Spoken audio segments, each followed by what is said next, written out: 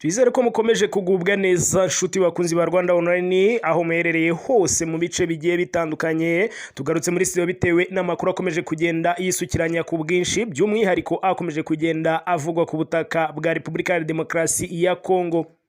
Tutabatindiye munyemere tubanze turebere hamwe ingingo nyamukuru tugiye kuganiraho muri aya makuru yacu. Turahera ku ijambo ryamaze gutangazwa na General Sultani Makenga ndetse na Colonel Nanga, ikaba ari ijambo rigaragaza yuko urugamba rugiye guhindura imirishyo hano ku butaka bwa Repubulika ya Demokarasi ya Kongo.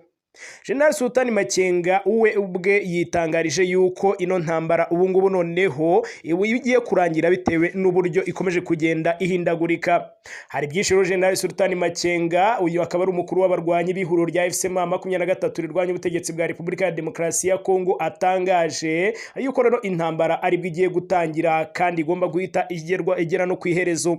Colonel Nanga nawe hari icyo amaze gutangaza, byose babitangarije mu mujyi wa Goma. Byose ntujye kure kugira ngo ukomeze kugenda ubisobanukirwa. Amakuru yacu turakomereza n'ubundi ku mirwano ikomeye cyane yagaragaye hagati ya FARDC ndetse na Mubondo, yaguyemo abasirikare bagera kuri 20 ba FARDC. Ni imirwano yaberewe ahitwa ngo ni Kikwiti, ahangani muri Repubulika ya Demokarasi ya Kongo. Hari byinshi bikomeje kugenda bivugwa muri no mirwano ikomeje kugenda ibica bigacika hagati y'uyu mutwe wa Mubondo ndetse n'iki gisirikare cya FARDC. Nabyo ntujye kure kugira ngo ukomeze kugenda ubisobanukirwa. Amakuru yacu turakomereza ku magambo akomeje gutangazwa na Perezida Evariste Ndayishimiye aho yongeye gushotora igihugu cy'u Rwanda. Ubwo Perezida Evariste Ndayishimiye yagezaga ijambo ryo kwizifuriza umwaka mwiza inzego z'umutekano, yongeye guharabika igihugu cy'u Rwanda avuga yuko ari rwo runanira ndetse rubanira nabi igihugu cy'u Burundi. Yirengagije ko rero ndetse ari bwo bukorana n'ubutegetsi bwa Kisekedi n'abarwanyi ba FDLR bashaka guhungabanya umutekano w'igihugu cy'u Rwanda. Hari byinshi rero Perezida Evariste Ndayishimiye yongeye gutangaza, byongeye kuzamura agatotsi hagati y'umubano w'u Rwanda n'igihugu cy'u Burundi. Nabyo turaje tubikugezeho uko byakabaye.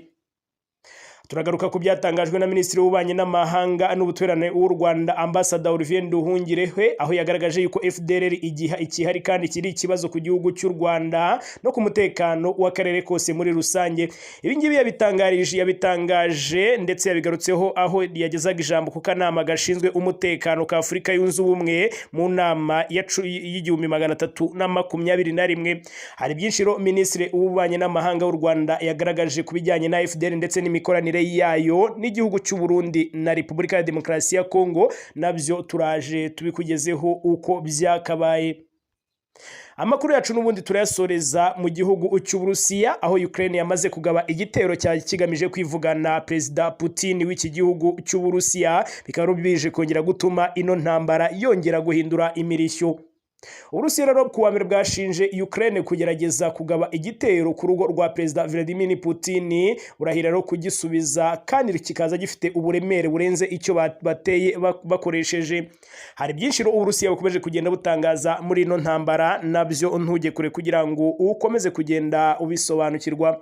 Nari mfite ikibazo cyo kutabyara, ariko nyuma y'ubuvuzi gakondo ufite inkomoko yo muri Tanzania, nabashishikariza kuza namwe akabakuraho mukaba. Tambuka tugukiza umuze nawe ubashe kunoza amabanga y'abashakanye, kubivuza indwara nk'umwijima, impyiko, rubagemande, amibe, namwe nimutambuke kuko mwashyizwe igorora. Akarusho kandi kubivuza indwara z'amarozi, ibitegano, ibigaburano, ibihuhirano, nyabingi ndetse n'ibindi. Abatugezeho baritangira ubuhamya. Ubu mubona nigeze guhura n'ikibazo cyo kurogwa, nyuma naje guhura n'umuganga gakondo ukomoka muri Tanzania, aramfasha ndakira, none ubu ndi umusore ndagenda nta kibazo mfite. Kuba ari mahanga namwe mwihangayika mwibaza uko imiti yacu iraza kubageraho, kuko dukora na DHL, dukorera mu Rwanda no hanze y'u Rwanda.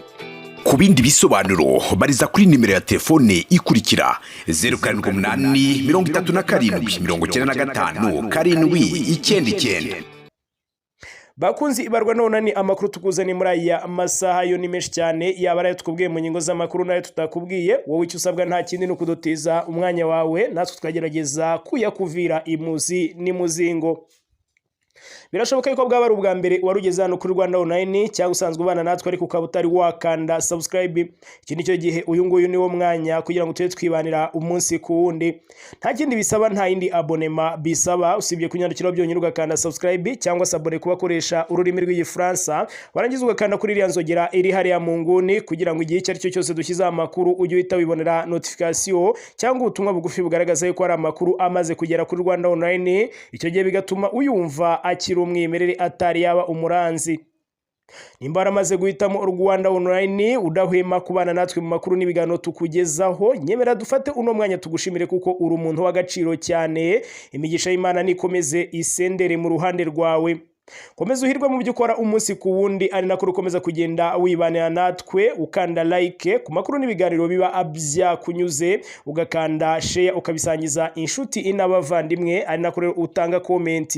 Ibitekerezo byanyu ni inyamibwa cyane, dore ko ushobora kudusangiza amakuru tuba tutamenye kuko ntawe ubera hose icyarimwe nk'Imana. Ikindi rero nuko ushobora kuduha ibitekerezo, icyo twakongera ndetse n'icyo twakura mu makuru yacu ndetse n'ibiganiro tukugezaho. Ibyo byose rero niyo mpamvu tubigushimira.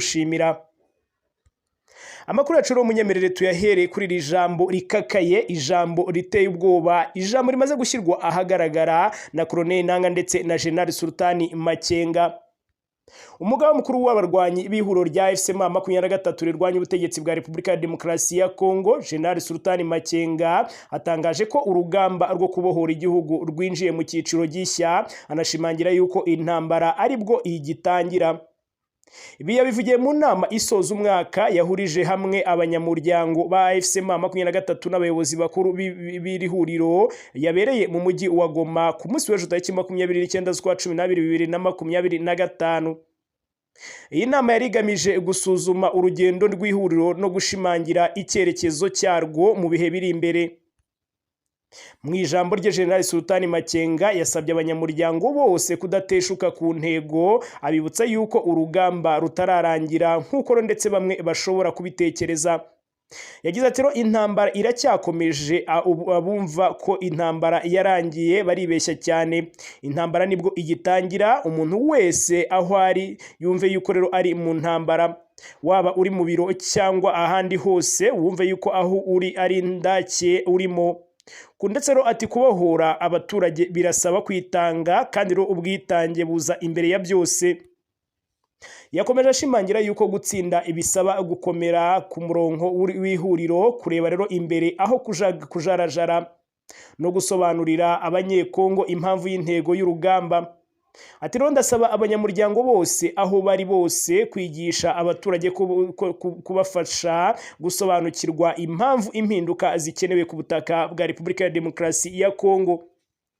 Kugeza ubu abarwanyi ba FCM23 baragenzura ibice byinshi byo mu ntara ya Kivu y'Amajyaruguru na Kivu y'Amajyepfo birimo imijyi ikomeye nka Goma, Bukavu, aho bavuga yuko rero bashyizeho n'inzego zigamije umutekano n'imiyoborere. Ku rundi ruhande kandi umuyobozi mukuru wa FCM23 Colonel Nanga yatangaje yuko abanyekongo bose yaba ari abatuye Matadi, Lubumbashi, Kinshasa, Mbandaka, Kananga, Kisangani ndetse n'ahandi bakeneye impinduka zifatika, kandi ko iri huriro ribona ko ari ryo rimizero yabo. Nanga yasobanuye ko FCM23 iharanira ubumwe bw'abanyekongo bose, amahoro arambye n'umutekano usesuye. Yashimangiye ko n'abanyekongo baba mu mahanga ndetse n'abatuye mu bice bitaragerwamo n'iri huriro bakwiye rero kumva ko impinduka zihagararirwa ndetse zigamije inyungu z'igihugu cyose muri rusange. Amakuru yacu munyemerere tunayakomereze hano mu mujyi wa Uvira. Ibintu naho bikomeje kugenda birushaho kuba bibi cyane, aho ingabo za M23 zamaze gusuka imodoka z'abasirikare muri kino kibaya cya Rusizi ndetse n'ibikoresho byinshi by'intambara. Ni hano za Gatogota, za Ruvungi n'ahandi henshi hagiye hatandukanye uva za Kamanyura. Ahangaha rero imodoka z'igisirikare cya M23 ndetse n'ingabo zatwirwaneho bakomeje kugenda bapanura eneo zaho kugira ngo babone uko bahangana n'umwanzi. Mu gihe igisirikare cya FARDC, icy'u Burundi ndetse n'igisirikare cya Tanzania nacyo cyatangiye kongera kugaragara mu mirongo y'urugamba, nabo rero bari kwisuganyiriza mu bice byo mu majyepfo ya Uvira. Nabo rero nta yindi gahunda bafite usibye kugaba ibitero ku iki gisirikare cya M23. Ni mu gihe izi mpande zombi zakongera gusakirana, imirwano ishobora kumvikanira mu mujyi rwagati wa Uvira, dore ko ariyo netre cyangwa ariho hantu honyine hatabarizwa ingabo. Mu gihe mu majyepfo hari ingabo za FARDC n'abambari bazo, mu majyaruguru hakaba ingabo za M23, nabo bose rero bakaba nta kindi bari kurebana ayingwe. Isa yose rero urugamba rushobora kuza gufata ini ntera cyane cyane muri uyu mujyi wa Uvira. Intambara itarigeze yumvikana igihe umujyi wa Uvira wafatwaga, ntiyumvikane igihe M23 yawusohokagamo, ishobora kuba rero iri ushobora kumvikana isa yose. Wanagereka rero ku magambo amaze kwitangarizwa na General Sultani Makenga, wagerekaho ibitero bimaze iminsi bigabwa ku gisirikare cya M23, yaba ari amato ya M23 yatwitswe, yaba ari ibirindiro byagiye biraswa bya M23.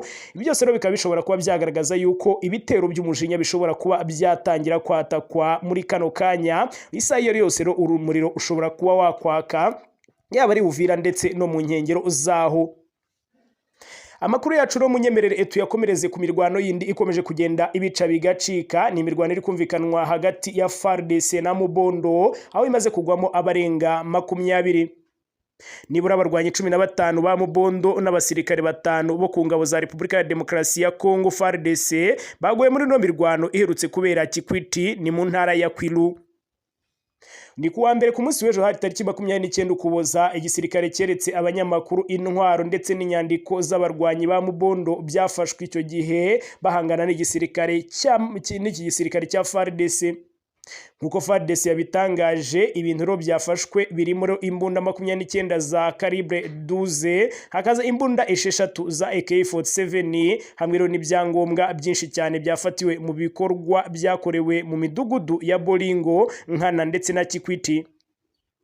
Umuvugizi wa FARDC muri kano karere, Captain Anthony Mwarusha, yagennye ndetse yongeye gushimangira ko izi ngabo ziyemeje guhagarika burundu uyu mutwe ugaragazwa nk'ikibazo gikomeye cyane mu marembo ya Kinshasa.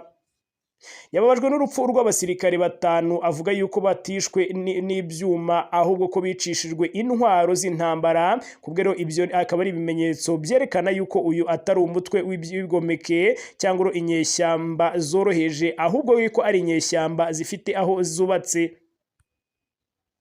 Amakuru yacu munyemerere tuyakomereze hakurya gatoya mu gihugu cy'u Burundi. Amagambo ya Perezida Evariste Ndayishimiye yibasira igihugu cy'u Rwanda akomeje gufata ini ntera, bishobora kuba byatuma ibintu birushaho kuba bibi cyane, ndetse bikaba bishobora kuba byanakurura n'intambara hagati y'igihugu cy'u Rwanda ndetse n'igihugu cy'u Burundi. Ubwo Perezida Evariste Ndayishimiye yagezaga ijambo ryo kwifuriza umwaka mwiza inzego z'umutekano, yongeye guharabika igihugu cy'u Rwanda. Yavuze ko ari rwo rubanira nabi Uburundi, yirengagiza yuko ari rwo ndetse bakorana n'ubutegetsi bwa Perezida Félix Antoine Tshisekedi Tshilombo ndetse na FDLR ifite umugambi wo gushaka guhungabanya umutekano w'igihugu cy'u Rwanda. Evariste Ndayishimiye yagize ati umwanzi ahora ku irembo, kuko rero shitani iracyari umwami w'isi. Ntitubikerensa akariho karavugwa, muzi ko rero dufite umuturanyi mu majyaruguru y'igihugu cyacu utatubaniye neza. Akaba rero ubu ngubu akomeje kuduhigira akubita agatoki ku kandi ngo Uburundi nibwo rero bumwononera muri gahunda yo kwigarurira ku ngufu igihugu cy'igituranyi cya Kongo.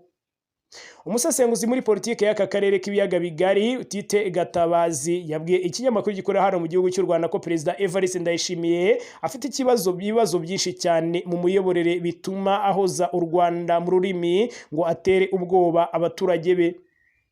Atafite ibibazo byinshi cyane imbere mu gihugu cye by'imiyoborere, ibya ruswa, kutagira ibyibanze nkenerwa, kw'ibiribwa, ibikomoka kuri peteroli, byo byabaye amateka.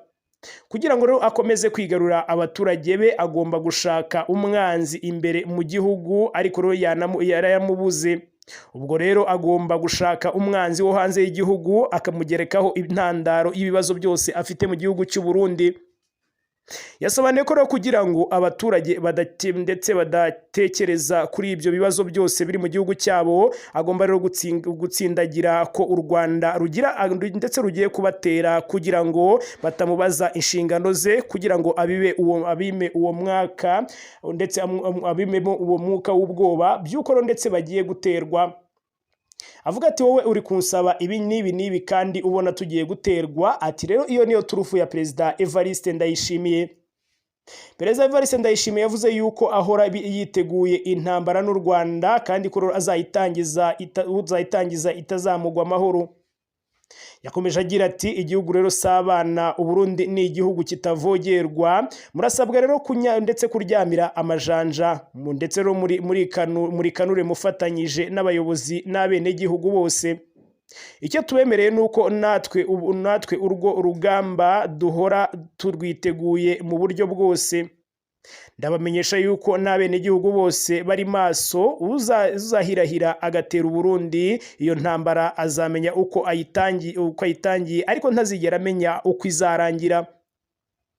Gusa rero Gatabazi we asanga imiyoborere ndetse yamunzwe na ruswa, aho igisirikare gishingiye ku moko abajya mu myitozo yo gukarishya ubumenyi bagenda rero ku kimenyane, abayobozi banyereza umutungo bidashoboka ko bagira ibikoresho bigezweho byatuma rero bashobora kurwana intambara ngo bayitsinde. Yagize ati Ndayishimiye asigariye ku magambo gusa, nta ngufu afite, arabizi, nta n'ubushobozi abifitiye, bwaba ubw'abasirikare bwaba ubw'ibikoresho, ndetse byaragaragaye muri Kivu y'Amajyaruguru no muri Kivu y'Amajyepfo, ariko arakomeza gushyira imbere amagambo gusa. Ariko nta magambo afite umugambi muri politike, ari kwereka abarundi ko rero ari ikigenza wabo. Ati rero ntimugire ubwoba, njye u Rwanda ndetse niteguye kurunesha. Ingabo z'u Burundi kandi izirenga 20,000 zoherejwe mu bice bya Kivu y'Amajyepfo n'imbonerakure zifatanyije n'ihuriro rya FARDC, Wazalendo na FDLR zatsinzwe n'abarwanyi ba FCM23 bazambura ibice byose byabarizwagamo, harimo za Gatogota, za Sange, za Ruvungi, za Kiriba ndetse kugeza bafashe n'umujyi wa Uvira ku itariki 9 Ukuboza 2025. Amakuru yamaze kumenyekana nuko ingabo z'u Burundi zirwanira FARDC ari ibiraka iki gihugu rero cyahawe ndetse cyishyurwa na Repubulika ya Demokarasi ya Kongo buri kwezi. Uyu Gatabazi kandi yagize ati amakuru twese dusigaye tubona nuko Kisekedi yanze kwishyura igice cy'amafaranga yari asigayemo, amubwira ati abasirikare rero wanyohereje bamariye iki?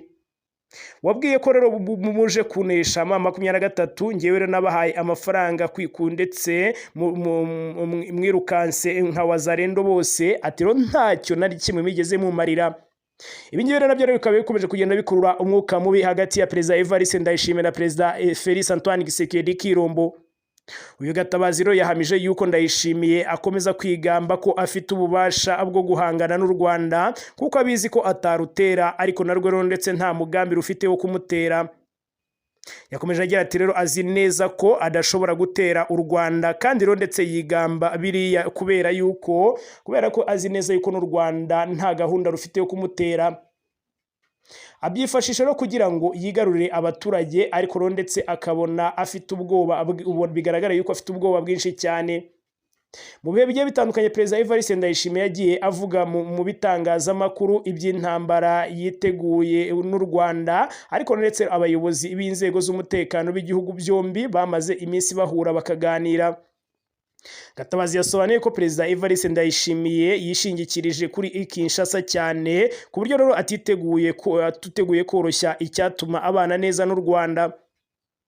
Ati Evariste Ndayishimiye abimenamo amazi kugira ngo bidatanga umusaruro, afunguye rero ndetse afunguye imipaka azaba ahemukiye Kisekedi. Urumva ko rero ababirigi batazabyishimira.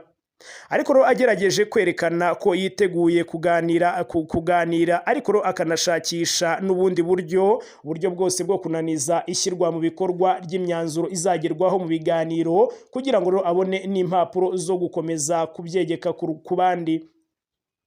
Uburundi rero bwafunze umupaka wo ku butaka ubuhuza n'u Rwanda kuva muri Mutarama 2024 bukaba bushinja igihugu cy'u Rwanda gucumbikira no guha inkunga y'imyitozo n'intwaro abarwanyi mu mutwe wa Red Tabara, ariko u Rwanda rwabihakanye kenshi rugaragaza yuko abarundi bahahungiye muri 2015 ari abasivile kandi bari mu nkambi zo mu bindi bice byo mu buryo ashatse gutaha ugenda rero nta kimutangira.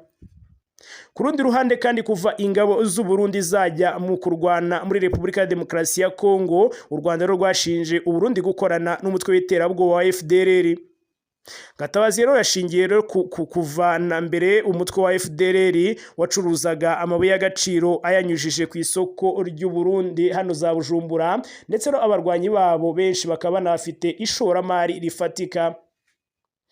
Amakuru yacu munyemere n'ubundi tuyakomereze kubikomeje kugenda bivugwa ku butaka bwa Repubulika ya Demokarasi ya Kongo, ariko duhere ku byatangajwe na Minisitiri w'Ububanyi n'Amahanga n'Ubutwererane w'u Rwanda Ambassador Olivier Nduhungirehe, aho yatangaje yuko umutwe w'iterabwoba wa FDLR uterwa inkunga na leta ya Repubulika ya Demokarasi ya Kongo ari kimwe no mu bibazo by'ingutu bitarabonerwa umuti kandi bibangamiye umutekano w'aka karere.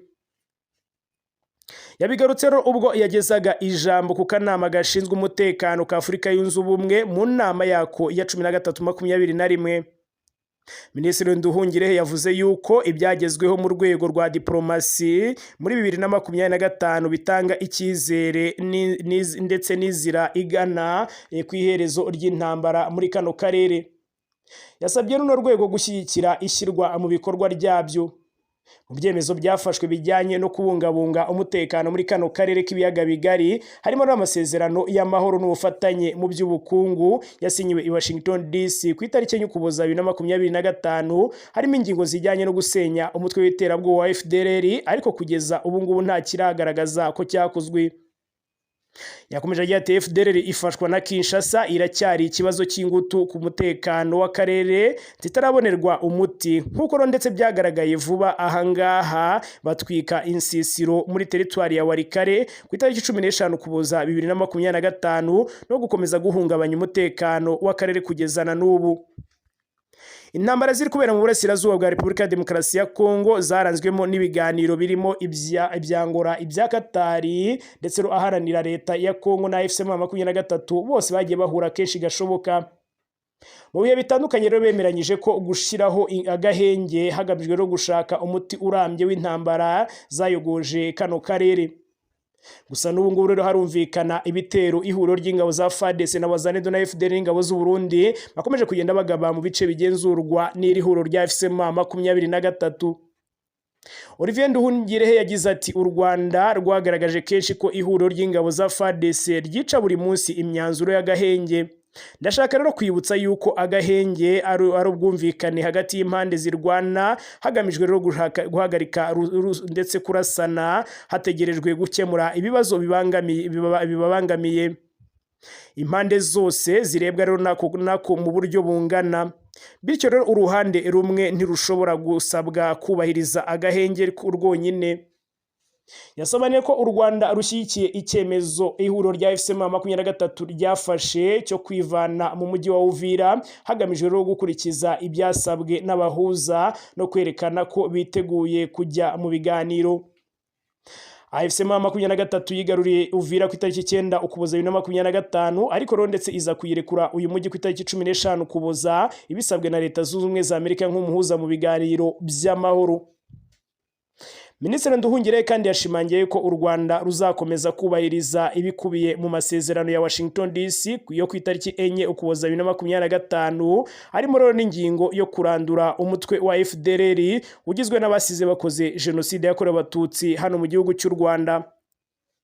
Imibare iheruka gushyirwa hanze n'ingabo z'u Rwanda yagaragazaga yuko FDLR igizwe n'abarwanyi bari hagati y'7,000 n'10,000 bahora rero bashaka gutera igihugu cy'u Rwanda no gukomeza umugambi wa jenoside. Amakuru yacu umunyemerere n'ubundi tuyasoreze mu gihugu cy'Uburusiya, aho rero ibintu naho byongeye gufata indi ntera hagati y'Uburusiya n'igihugu cya Ukraine. Mugero ku munsi w'ejo hari inkuru yagaragazaga yuko ibiganiro byahuje Trump ndetse na Zelensky bishobora gutanga umusaruro. Uburusiya burimo burashinja Ukraine kugerageza gutera urugo rwa Putin. Uburusiya rero kuwa mbere bwashinje Ukraine kugerageza kugaba ibitero ku rugo rwa Perezida Vladimir Putin ndetse burahirira kusubiza kino gitero kandi mu buryo bukomeye cyane. Perezida Donald Trump wa Leta Zunze Ubumwe za Amerika yatangaje ko Putin yamubwiye ko iby'icyo gitero mu kiganiro ndetse cyo kuri telefone bagiranye mu gitondo cyo kuri uyu wa mbere ndetse ko yagaragaje yuko byamurakaje ndetse bikamubabaza cyane. Trump yabwiye abanyamakuru ati kugaba ibitero ni ikintu kimwe, gutera urugo rwa Putin ni ikindi. Iki ndetse ati iki si igihe cyanyacyo cyo gukora ibintu nk'ibi ngibi. Hanyuma ndetse nabimenye mbibwiwe na Perezida Putin uyu munsi, byandakaje cyane. Uburusiya rero burashinja Ukraine kugerageza gutera urugo rwa Perezida Putin bakoresheje drone. Mugera ku cyumweru gishize Perezida wayo Volodymyr Zelensky yari yahuriye muri leta ya Florida na Trump.